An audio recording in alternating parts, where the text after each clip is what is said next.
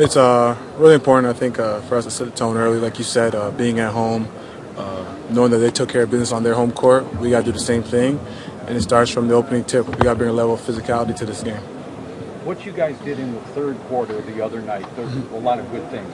How do you carry that forward for more of a game? I think in the third quarter, we just played with a sense of urgency, played with a lot of energy, and we were flying around defensively, and that created easy buckets offensively for us. So it starts on the defensive end for us, being physical.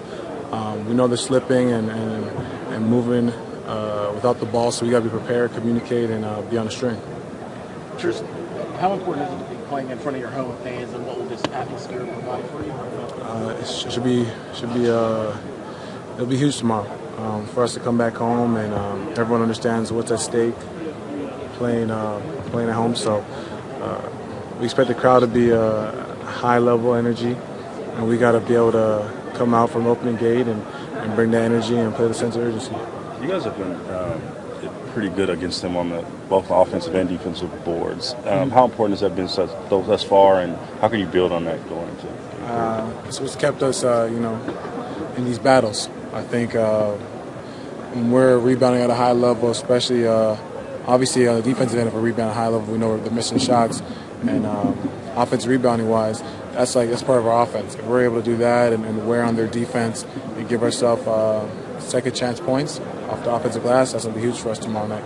Interested in making. You guys have obviously come back from a 2-0 deficit before.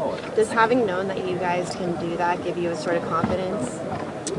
Yeah, I think what we went through in Boston was great for us in terms of right now for this team to go through being down 0-2. We know, it's game 3. We're at home, and we got to do what they did, protect home court, and it starts tomorrow. Like you said, Fred, we got to make them too. We got to make them get the offensive rebounds, whether it's kick out threes or in the paint, drawing a foul or getting an and one.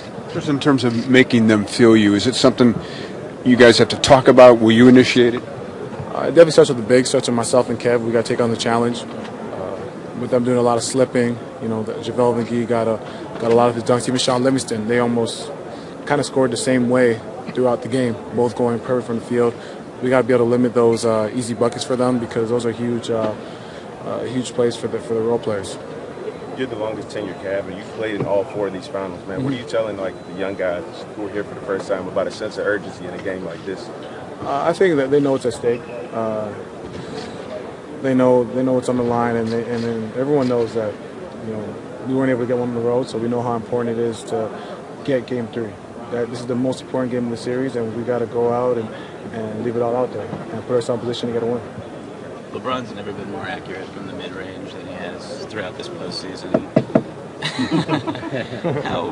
how more difficult is he to defend when he's got that shot dropping? When he's got that shot drop, there's really not much you can do but just stay in front of him and have a good contest. I think when he's on or if KD's on, those guys are pretty tough to guard, especially with KD being 7 foot, shooting those mid-range shots. But LeBron, if he's making threes or if he's making mid-range shots, you just got to live with those things. So hopefully tomorrow he's got a good home-cooked meal and he'll be ready to go. Tristan, with the way the game 1 had ended, I wonder how did you feel just about the competitive side of things and whether or not you guys were able to have a clean slate in game 2? I mean, was it still with you a couple days later? It shouldn't be because at the end of the day, it is what it is. You can't get that game back. Whatever happens. You live with the results. So, guys shouldn't be holding on to game 1. It's too far gone now. We know the situation we're in.